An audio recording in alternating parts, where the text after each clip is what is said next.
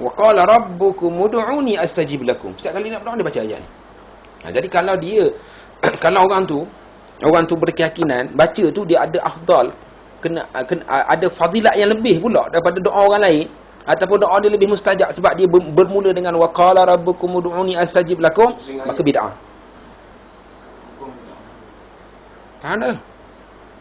Ni ayat Quran. Ada fadilat. Bacalah barang bila. Tapi bila dia nak baca, sebelum dia berdoa, dia mengkhususkan sebelum dia baca doa. Tapi kalau kita tanya dia sebab apa baca ni saja je aku nak ingatkan makmum, tak ada masalah. Ada fadilat lain apa doa awak mustajab ke? Tak, sama je. Aku baca yang ni ke tak baca yang ni sama je. Kalau Allah nak mustajab, Allah mustajab. Dia tidak macam mana yang Nabi sebut orang yang minta dengan nama Ismullahil Azam, nama Allah yang maha agung, yang mana orang minta maka Allah akan kabulkan. Maksud di sana ada fadilat yang lain. Perkataan itu. Allahul Ahadus Samad. Itu perkataan itu. Tapi yang ni kalau kita baca ayat ni, dia akan menyebabkan doa kita Allah dengar, Allah kabulkan. Itu fadilat itu. Kata orang faham, fadilat berdoa. Fadilat bid'ah. Kata orang luar lah. Orang faham kata berdoa. Boleh faham? Setiap kali kita sembahyang belakang ni dibaca ni wa qala rabbukum ud'uni astajib lakum. Oh ni lah. Lepas tu barulah dia baca doa. Barulah dia baca doa. Ghafi ayat 60 kan? Ya. Banyak masjid-masjid yang buat macam tu. Jadi kalau kita kata dia baca tu saja nak memperingatkan makmum, itu tidak ada masalah. Tapi kalau dia ada letak dalam hati dia ada fadilat yang lain, maka fadilat itu adalah bid'ah. Anda faham itu? Baik. Teruskan. Dalam ayat Allah kata, berdoa kepadaku. Allah suruh doa kepada dia. Ud'uni. Doa padaku. Apa nak minta kepada orang lain? Nescaya aku akan memperkenankan bagi kalian. Mana tadi? Sesungguhnya Allah adalah dekat dan memenuhi permintaan. Kenapa kalian pergi dan berdoa kepada selain Allah? Ini pertanyaan pengarang. Kemudian kalian mengatakan hal ini boleh mendekatkan diri kami kepada Allah. Tak. Dia kata aku doa melalui orang ni sebab dia lebih hampir pada Allah, jadi guna apa panggil? Pengaruh dia lah. Jadi Allah dengar apa doa dia waktu dia hidup dulu, Allah dengar doa dia. Allah mustajab doa dia. Ni, satu orang ni, syekh ni. Jadi bila dia mati, kita rapat dengan dia lah. Jadi doa kita pun jadi Allah dengar lah. Maka Allah dah tutup dah jalan itu. Allah kata apa? Ud'uni, mintalah pada aku sendiri. Dalam kurungan, mintalah kepada aku sendiri. Astajib lakum. Nescaya aku akan perkenankan. Kemudian kalian mengatakan hal ini boleh mendekatkan diri kami kepada Allah. Hal ini seperti ucapan orang-orang musyrik.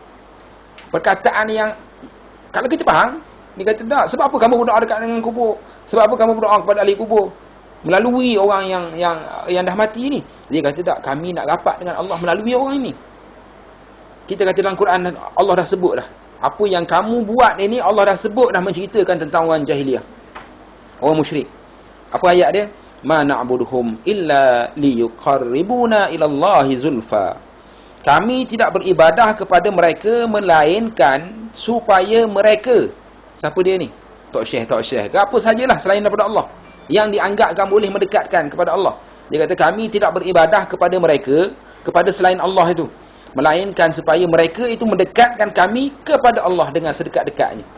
Jadi dia berharapkan kepada orang lain untuk nak mendekatkan diri dia kepada Allah. Macam raja tadi duduk sebelah orang lain. Jadi Tuhan dah sebut dalam ayat ni. Siapa yang buat ni? Golongan musyrik zaman dulu. Musyrik zaman dulu. Zaman sebelum Islam datang. Islam datang pun ada lagi benda macam ni. Bila kita tanya sebab apa kamu sembah benda ni? Sebab apa kamu berdoa? Tak. Nak mendekatkan diri kepada Allah. Itu jawab dia. Jadi itu jugalah jawapan yang digunakan oleh orang sekarang. Yakni seolah-olah kamu menganggap bahawa Allah tidak mengilmui dan mengetahui. Seolah-olah kita duk berasa, orang yang buat macam tu seolah-olah dia duk berasa Tuhan ni tak apa nak panggil? Tak tahu. Tak tahu.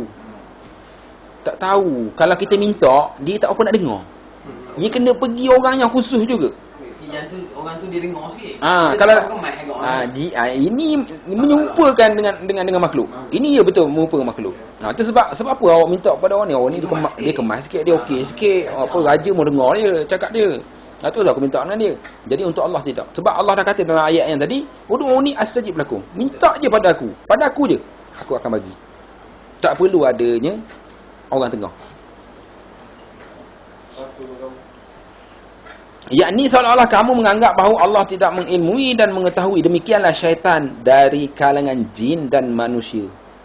Kalau dari kalangan jin tak nampak, tak apalah. Ini daripada kalangan manusia. Hak pakai serban, hak apa tu. Itu yang jadi masalah tu. Menghias-hiasi untuk mereka dalam keadaan mereka mengaku Islam. Bersaksi bahawa tidak ada sembahan yang hak melainkan hanya Allah. Mereka salat dan puasa. Akan tetapi mereka mencampuri amalan-amalan mereka dengan syirik besar. Maka mereka keluar dari agama Islam dalam keadaan mereka solat, puasa dan haji. Orang yang melihat mereka menyangka bahawa mereka muslimin. Siapa yang tahu dia ni terkeluar daripada agama? Allah sahaja. Mungkin diri dia sendiri pun dia tak tahu. Kalau dia tahu dia keluar daripada agama, dia akan kekal dalam neraka selama-lamanya. Nak dia buat? Ada jalan yang lebih mudah. Dia pergi cari jalan yang payah. Jalan yang payah tu pula menyebabkan dia duduk dalam neraka selama-lamanya. Agak-agak dia nak buat ke tak? Dia takkan buat lah. Tapi sebab apa dia buat? Jawab dia sebab tak tahu, itulah masalah paling besar sekali. Tak tahu itulah yang menyebabkan orang duduk dalam neraka selama-lamanya, duduk dalam neraka, buat macam-macam sebab dia tak tahu. Baik. Itulah kita kena keluar daripada daerah tak tahu tu. Takut bimbang, kita termasuk di kalangan orang yang disebutkan ini. Baik. Sambung lagi.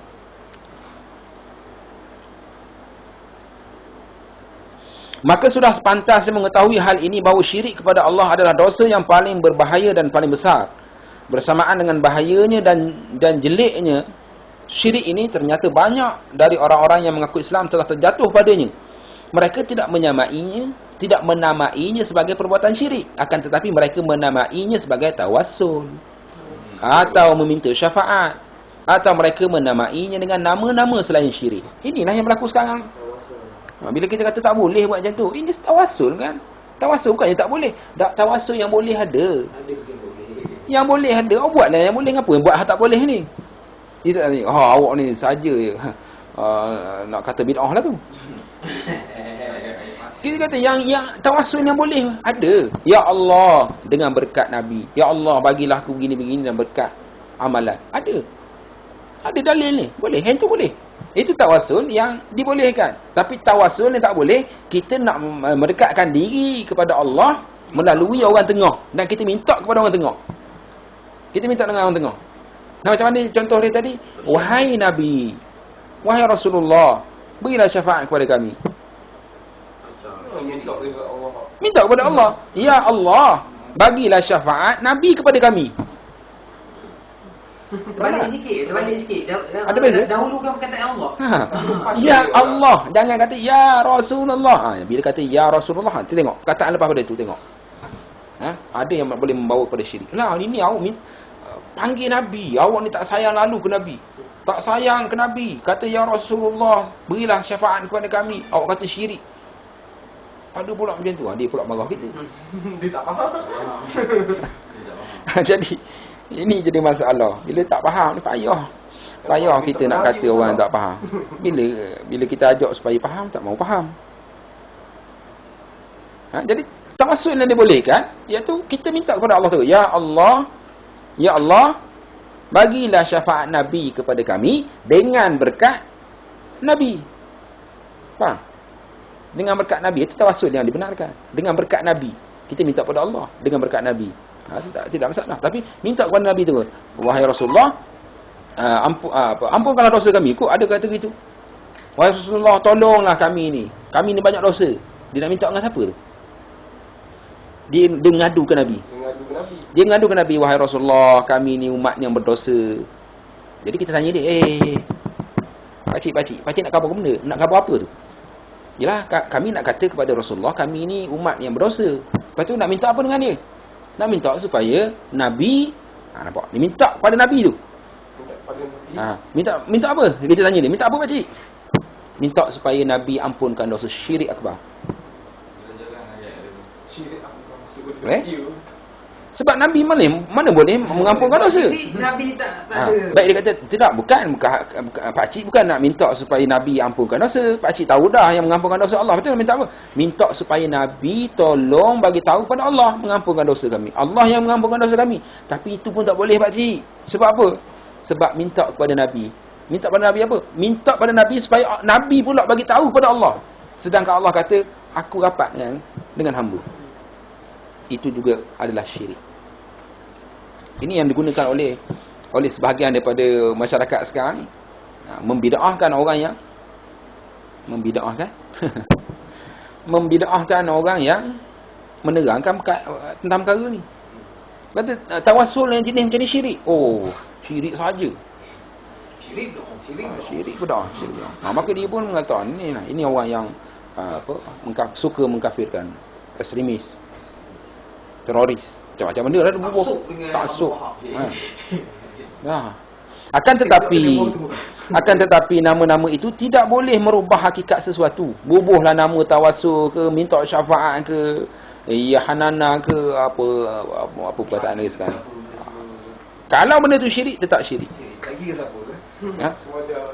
Malam memperingati Maulid. Maulid akbar. Silap-silap jadi syirik akbar. Majlis Maulid akbar, silap-silap jadi majlis syirik akbar. Lagu mana tu? Baik. Sambung lagi.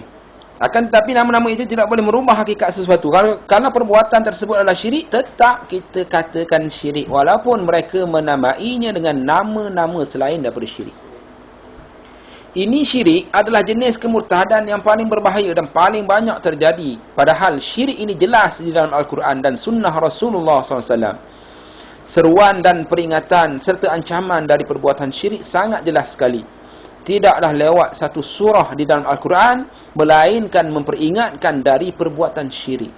Bersamaan dengan ini, mereka membaca Al-Quran akan tetapi tidak menjauhi perbuatan syirik. Baca sangat Al-Quran tapi boleh tak faham. Itu dia jadi masalah. Imai sebelum kena belajar dulu. Mungkin kita habiskan ni, kemudian kita cuba jawab soalan. Mungkin akan datang seseorang dan mengatakan mereka adalah orang-orang yang bodoh. Mereka mendapatkan uzur dengan kebodohan mereka itu. Marilah kita sebutkan sampai bila dia akan bodoh. Bodoh di sini maksud jahil. Sampai bila dia jahil. Sedangkan Al-Quran dibacakan. Mereka menghafal Al-Quran dan membacanya. Yang masalahnya hafiz-hafiz pun pergi juga buat. Sungguh telah tegak hujah atas mereka dengan sampainya Al-Quran kepada mereka. Bila adanya Al-Quran, itu maknanya hujah dah ada. Dia dah kata, dia jahil. Tak apa. Allah ampunkan orang jahil, orang tak tahu ni Allah ampunkan. Kita kata Quran ada dalam rumah. Ada? Tidak boleh jahil sebab Quran dah ada kat rumah. Itu dalil. Itu hujah dia. Okay? Ada orang yang pegang dengan perkataan jahil. Tak apa. Tak tahu tak apa. Dia kata tak tahu tak apa. Tuhan tak marah. Dalam masalah syirik, ada setengah masalah tak boleh, tidak mesti kena tahu. Kata macam mana aku nak tahu? Belajar. Aku tak tahu. Jadi tak tahu tu tidak boleh dijadikan sebagai hujah apabila ada Quran. Kadang tidak boleh dipaksa. Itu pun lah pada dia lah. Boboh aja nama apa pun esok. Tengoklah lagu mana. Baik. Disebut wa uhiya ilayya hadzal Qur'an liunzirakum bihi wa man balagh. Dan Al-Quran ini diwahyukan kepadaku agar supaya dengannya aku memberi peringatan kepada kalian dan kepada orang yang sampai Al-Quran kepada mereka. Jadi setiap orang yang telah sampai Al-Quran kepadanya, maka sungguh telah tegak hujah atasnya dan tidak ada uzur baginya. Ini kena pegang molek ni. Orang yang Quran dah sampai, maksudnya dia duduk di kalangan orang yang ada Quran, maka dia tidak ada hujah kata aku jahil, aku tak tahu nak buat macam mana. Tak boleh. Tak ada alasan. Yang ada alasan, orang yang duduk dalam hutan memang tidak ada pun alat untuk dia tahu tentang Al-Quran ni. Memang tak ada je Quran. Kenapa itu letak Al-Quran kat rumah? Letak saja. Letak saja. Jadi dalam masalah ni tak boleh, tidak, mesti. Kalau terlibat juga, maka dia dikira sebagai syirik akbar. Telah melakukan syirik. Ada perbuatan yang orang tak tahu dia buat, maka dia tak kira syirik. Dia tak kira sebagai kufur. Ada perbuatan tu kita katalah kufur, tapi dia tu tak kufur lagi. Bila dia kufur? Bila kita datangkan hujah. Kita kata awak buat dia tak elok ni. Tak elok macam mana? Ini kalau buat ni jadi syirik ni. Ya ke tidak? Ya, ini dalil. Ini dia perbahasan. Ini perkataan ulama. Dia pun kata, syirik-syirik lah. Barulah dia syirik. Ada setengah masalah, tapi benda yang kasar-kasar besar macam ni, minta selain Allah, kan? Maka itu benda itu tidak diunzurkan sebab Al-Quran dah ada. Boleh? Baik. Selesai di situ. InsyaAllah kita cuba ambil soalan daripada sahabat-sahabat kita yang masih lagi bersama dengan kita. Siapa-siapa yang hantar soalan, tinggal seorang. Tinggal seorang. Baik, ada soalan. Kalau orang tu mampu, ni Muhammad tanya, kalau orang tu mampu, tentu tak faham, termasuk bab ghaib ke Ustaz? Kalau orang tu mampu. Jadi ini masalah berkenaan dengan permintaan. Pertolongan. Kita minta tolong kepada seseorang dan orang tu dia mampu untuk tolong kita, maka boleh kita minta tolong dengan dia.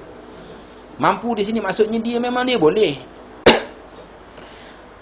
Contohnya kita minta tolong kepada seseorang tu nak pinjam duit, boleh. Dia nak bagi tak bagi tu lain cerita.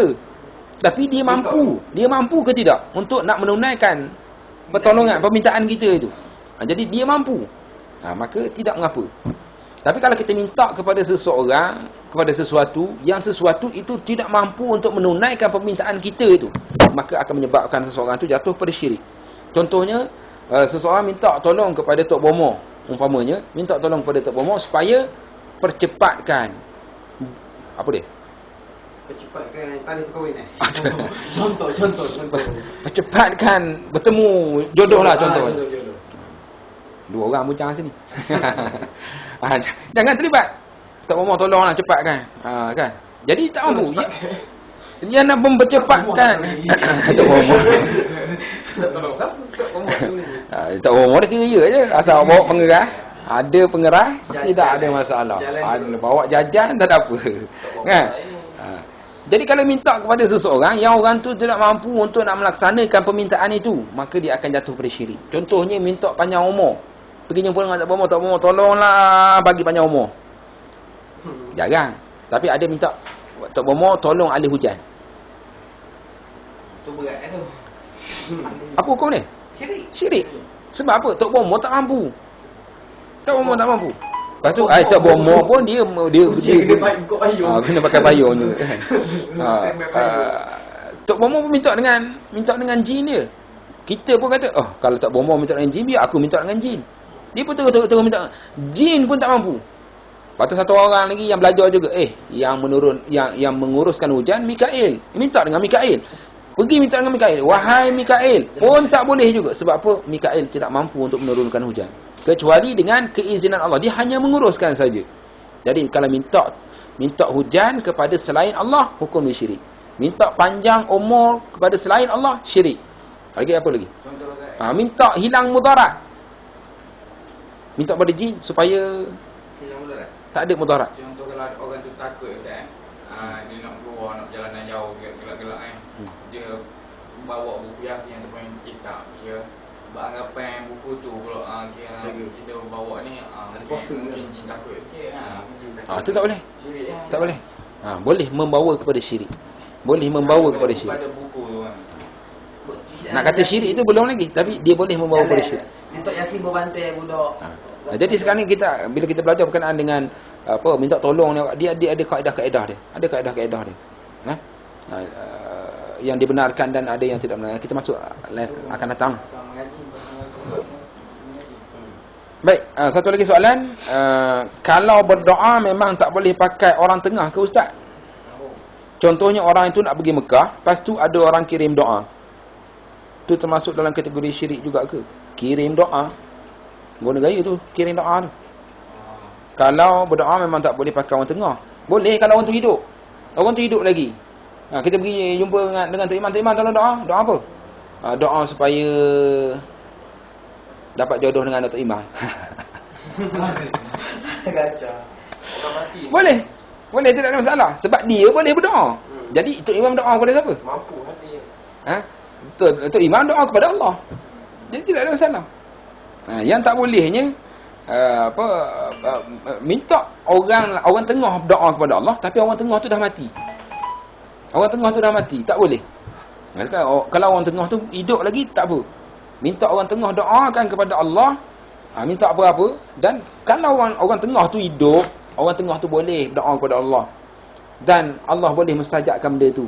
Kita minta pada Nabi sekarang ni, wahai Nabi, mintalah kepada Allah supaya kami dapat syafaat. Apa hukum dia? Yalah.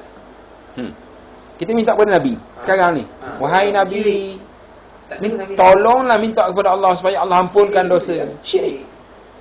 Jadi orang tengah ni kalau orang tengah tu hidup, boleh lagi kita minta tolong apa-apa. Yang boleh dia tolong. Termasuk benda yang boleh dia mampu dia tolong ialah berdoa untuk kebaikan kita. Boleh.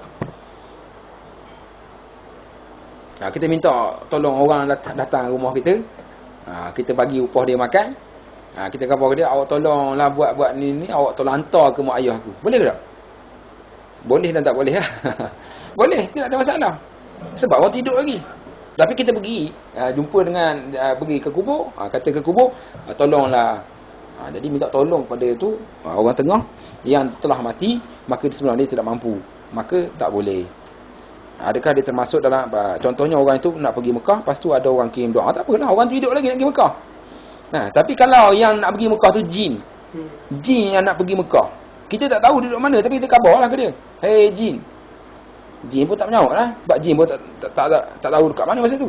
Tapi kita yakin dia duduk dekat dengan kita. Kita kata, hey jin, tolong awak nak pergi Mekah, tolong aku. Maka tak boleh, sebab dia tidak hadir. Dia gaib. Dia gaib. Benda gaib, jadi kita tak tahu. Begitu juga pada malaikat pun tak boleh juga, sebab dia gaib. Itu keadaan ni. Baik, ada lagi soalan? Silakan. Ada soalan silakan. Kita ada lagi 3 minit lagi yang berbaki daripada perbincangan kita ni. Baik, kalau mimpi jumpa wali Allah, lepas tu minta wali tu berdoa. Baik. Kalau mimpi jumpa wali, lepas tu minta wali tu berdoa. Jadi minta dalam mimpi lah. Kita mimpi wali, lepas tu kita minta kepada wali tu dalam mimpi. Tidak ada masalah. Sebab dalam mimpi bunuh orang pun tak ada. Bunuh gila kan? Kita dah sedar kita pulang. Yang tak bolehnya kita mimpi jumpa wali tu, lepas tu hari esok tu kita pergi kat kubur dia. Malam tadi kau mimpi awak. Khabar ke Tok Wali tu. Jadi aku nak minta lah supaya dalam mimpi tu, kebetulan pula dalam mimpi tu wali tu kata, aku ni paling rapat dengan Tuhan. Setakat ni aku paling rapat dengan Nabi. Apa-apa kalau awak nak minta dengan aku tak apalah, aku recommend kan. Lepas tu dia pun termimpi. Dia pun sedar mimpi. Maka esok pun dia pergi ke kubur wali tu minta. Maka itu syirik. Tapi kalau setakat dia minta dalam mimpi juga, maka sebenarnya tauhid dia tak apa tepat lagi lah. Sebab dalam mimpi dia rosak tauhid. Kalau orang yang tepat tauhid ni, di dalam mimpi pun tepat tauhid dia. Sebab tauhid kita berjalan 24 jam. Baik, ada persoalan lagi? Kita ada lagi 2 minit. Mungkin akan terputus bila-bila masa. Silakan. Baik. Ini berkenaan dengan minta pada orang yang syarat dia. Apa dia? Syarat dia? Nak minta tolong? Hadir, hidup, mampu. Hadir, hidup, mampu. Hadir, hidup, mampu. Silakan. Ada soalan?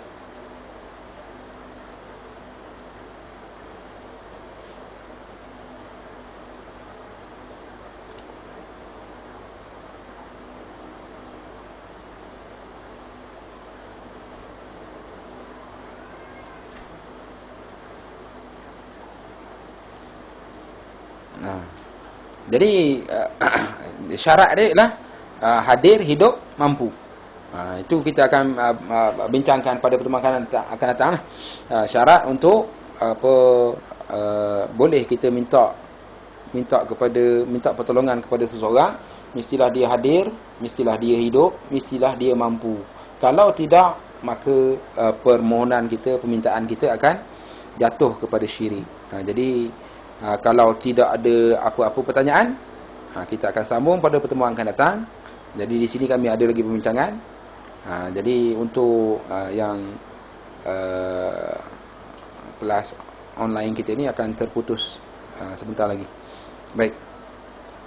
Terima kasih kerana bersama dengan kita. Aku qali hadza wa astaghfirullah. Assalamualaikum warahmatullahi wabarakatuh.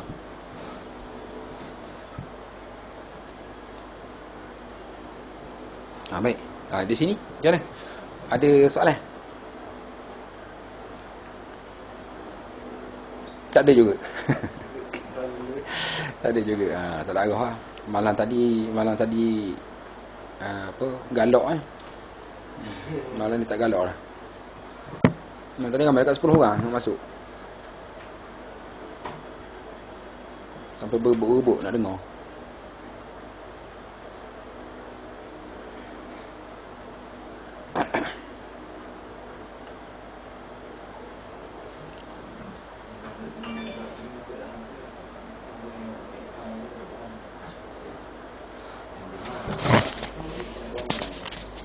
Komen